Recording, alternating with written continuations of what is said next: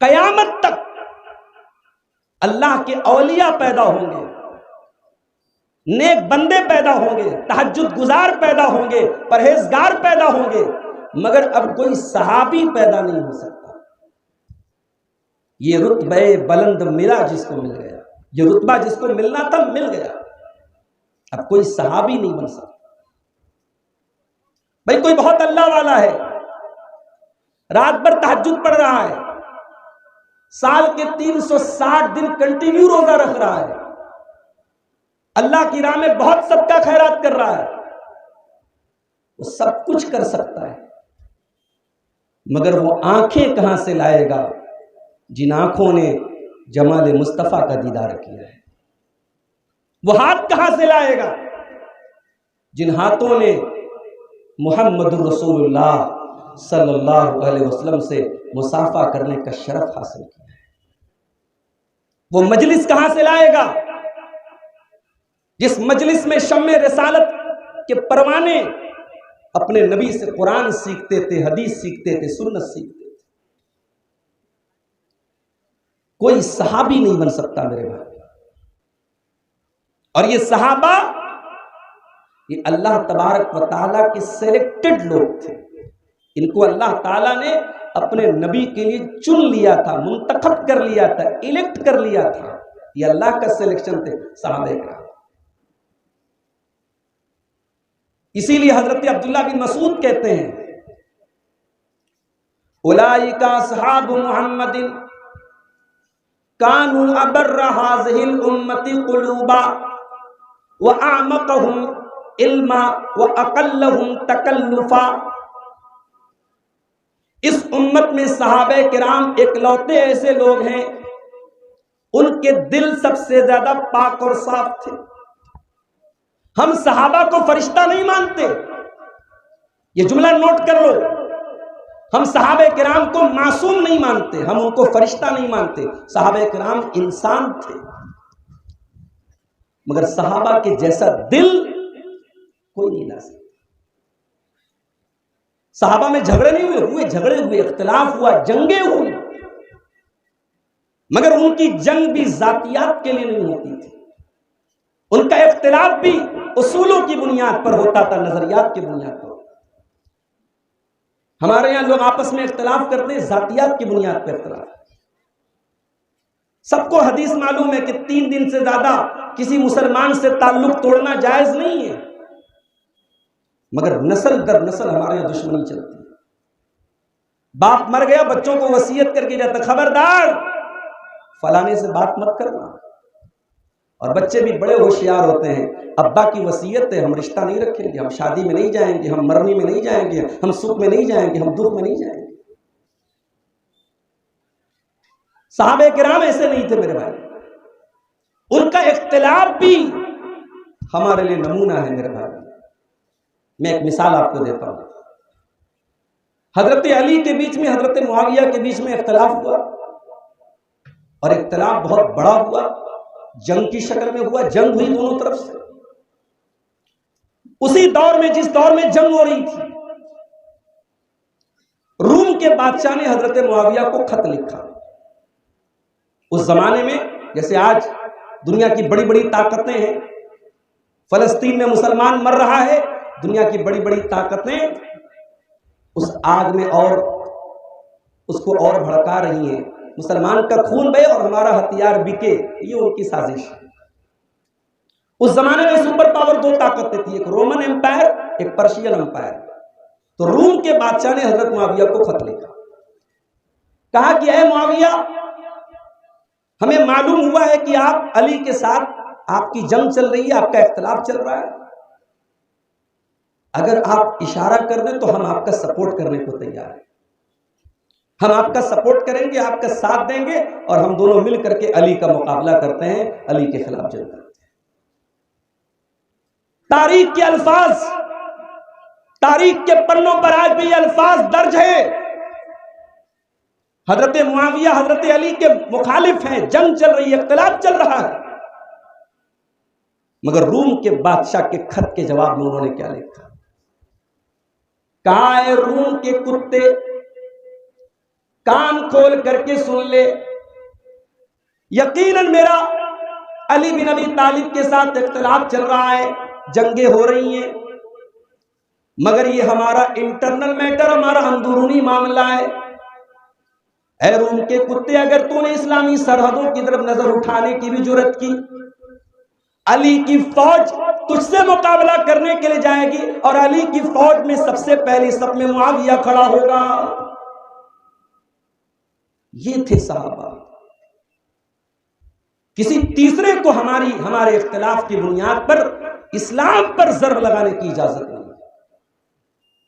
حضرت علی حضرت معاویہ کی جنگ ہو رہی ہے، حضرت علی رضی اللہ تعالیٰ عنہ فجر کی نماز پڑھا رہے، ایک ظالم نے، ایک ملعون نے ان کو شہید کر دیا۔ حضرت علی شہید ہو گئے، ان کے بیٹے سیدنا حضرت حسن رضی اللہ تعالیٰ عنہ کو مسلمانوں نے اپنا خلیفہ بنایا۔ حضرت حسن کے ساتھیوں نے کہا کہ آپ کے والد، آپ کے باپ حضرت علی جنگ کر رہے تھے حضرت معاویہ سے، اور اسی حالت میں ان کا انتقال ہو گیا، اب یہ کام آپ کو کرنا ہے، جنگ کے لیے فوج کو تیار کیا جائے، جنگ کے لیے آگے بڑھا جائے۔ بخاری کے الفاظ ہیں، ادھر سے حضرت حسن کا لشکر آگے بڑھا، ادھر سے حضرت معاویہ کا لشکر آگے بڑھا۔ حضرت معاویہ نے حضرت عمرو بن عاص سے کہا کہ اے عمرو بن عاص، یہ جنگیں کب تک چلتی رہیں گی؟ مسلمانوں کے بچے کب تک یتیم ہوتے رہیں گے؟ مسلمانوں کی عورتیں کب تک بیوہ ہوتی رہیں گی؟ ان کا کون پرسان حال ہوگا؟ ان کی کون خبرگیری کرے گا؟ اے عمرو بن عاص، میں حسن کو صلح کی پیشکش کرتا ہوں، صلح کا آفر کرتا ہوں، ہو سکتا ہے میرا وہ آفر قبول کر لیں۔ حضرت امیر معاویہ رضی اللہ تعالیٰ عنہ نے حضرت حسن کو صلح نامہ بھیجا، حضرت حسن نے فوراً ایکسپٹ کر لیا، یہ نہیں کہا کہ میرے والد تو آپ سے جنگ کرتے تھے، میں بھی جنگ کروں گا۔ یہ صحابہ تھے میرے بھائی، یہ نبی کے تربیت یافتہ تھے۔ جنگ جب تک جنگ ہو رہی تھی، جنگ ہوئی، اب صلح کا آفر آیا، حضرت حسن نے صلح قبول کی، اور یہیں پر پیارے نبی صلی اللہ علیہ وسلم کی وہ پیشن گوئی پوری ہوئی۔ بخاری اور مسلم کی روایت ہے، اللہ کے پیارے نبی نے، حضرت حسن بہت چھوٹے تھے، 5-6 سال کے بچے تھے، ان کا ہاتھ پکڑ کے مسجد میں کہا تھا میرا یہ بچہ سردار ہوگا، اور میرے اس بچے کے ذریعے اللہ تعالیٰ مسلمانوں کی 2 بڑی جماعتوں میں صلح کرے۔ نبی کے الفاظ پر غور کرو، نبی کے الفاظ کیا ہے؟ نبی کہہ رہے ہیں اللہ میرے اس بچے کے ذریعے مسلمانوں کی 2 بڑی جماعتوں میں صلح کرائے گا۔ آج بعض لوگ بڑی جرأت کے ساتھ، بڑی بدتمیزی کے ساتھ حضرت معاویہ کا نام لیتے ہیں، ان کے بارے میں بدزبانی کرتے ہیں، ان کی جماعت کو باغی جماعت بولتے ہیں، ان کے ساتھیوں کو جہنم کی طرف بلانے والا بولتے ہیں۔ میں سوال پوچھتا ہوں، کیا باغی جماعت کے ساتھ جنگ کی جاتی ہے، صلح کی جاتی ہے؟ قرآن کہتا ہے باغی جماعت سے جنگ کی جائے، باغی جماعت سے قتال کی جائے، قرآن کا اصول ہے باغی جماعت سے جنگ کی جائے۔ اور میرے نبی کیا کہہ رہے ہیں؟ اپنے نواسے کی تعریف کر رہے ہیں، اللہ اس بچے کے ذریعے صلح کرائے گا۔ پتہ یہ چلا کہ اس جماعت کو نبی نے باغی نہیں مانا، باغی مانا ہوتا تو نبی نے صلح کی تعریف نہ کی ہوتی، نبی نے جنگ کی تعریف کی ہوتی، نبی نے صلح کی تعریف۔ صحابہ کے اختلاف پر آج بڑی باتیں ہو رہی ہیں، بعض لوگ ریسرچ کر رہے ہیں، ان کی ریسرچ کا خلاصہ کیا ہے؟ ان کی ریسرچ کا خلاصہ یہ نعوذ باللہ کہ صحابہ کرام کے اندر یہ کمی تھی، یہ کمی تھی، یہ کمی تھی، وہ ایسے تھے، وہ ایسے تھے۔ لوگ ریسرچ کر کے صحابہ کرام کے اندر عیب نکال رہے ہیں۔ ارے تمہاری اوقات کیا ہے میرے بھائی؟ تمہاری حیثیت کیا ہے؟ تم صحابہ کرام پر انگلی اٹھاتے ہو، صحابہ کرام کے کردار پر تم سوال اٹھاتے ہو۔ حضرت عمر بن عبدالعزیز کے بارے میں کسی نے پوچھا عبداللہ بن مبارک سے کہ حضرت عمر بن عبدالعزیز بہتر تھے یا حضرت معاویہ بہتر تھے؟ تو حضرت عبداللہ بن مبارک بہت بڑے امام ہیں، بہت بڑے محدث ہیں، انہوں نے کہا تھا کہ حضرت معاویہ نے پیارے نبی کے ساتھ جس گھوڑے پر بیٹھ کر کے جہاد کیا تھا، اس گھوڑے کی ناک میں بیٹھی ہوئی مٹی بھی عمر بن عبدالعزیز سے بہتر ہے۔ یہ صحابی کا مقام ہے میرے بھائیوں، صحابہ کے مقام کو سمجھنے کی کوشش کیجیے۔ آئیے آگے بڑھتے ہیں، صحابہ کا مقام قرآن سے دیکھتے ہیں۔ سورہ فتح کی آخری آیت، صحابہ کا مقام کیا ہے؟ قرآن سے پوچھتے ہیں۔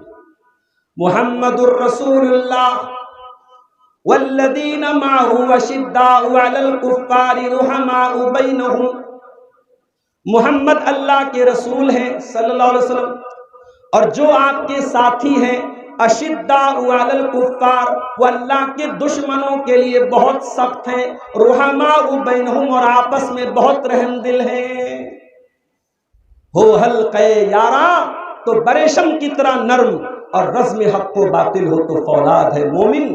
صحابہ کرام ایسے تھے، ایک دوسرے کے لیے بڑے رحم دل، اور اسلام کے دشمنوں کے لیے بڑے سخت تھے صحابہ کرام۔ یہ قرآن کہہ رہا ہے تراہم رکعا سجدا یبتغون فضلا من اللہ ورضوانا، تم ان کو جب بھی دیکھو گے تمہیں یا تو رکوع کی حالت میں نظر آئیں گے یا سجدے کی حالت میں نظر آئیں گے۔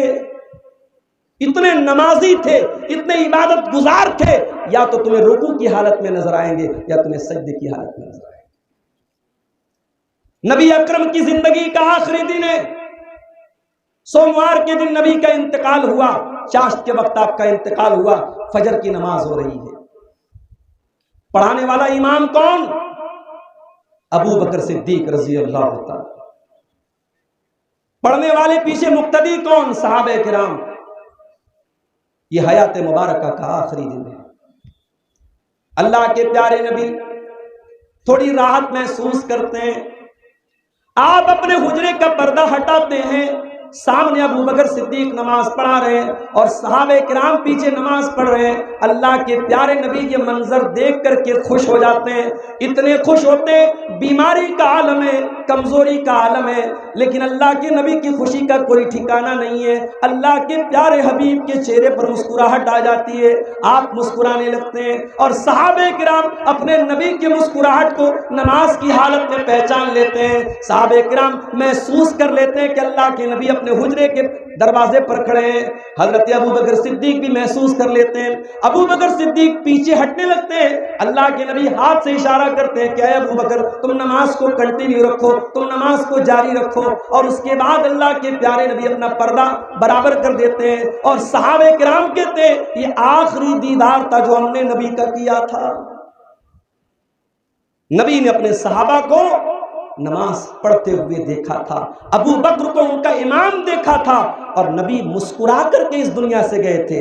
میرا جملہ نوٹ کر لو، نبی اپنے صحابہ سے خوش ہو کر کے دنیا سے گئے تھے، نبی اپنے صحابہ سے مطمئن اور سیٹسفائیڈ ہو کر دنیا سے گئے تھے۔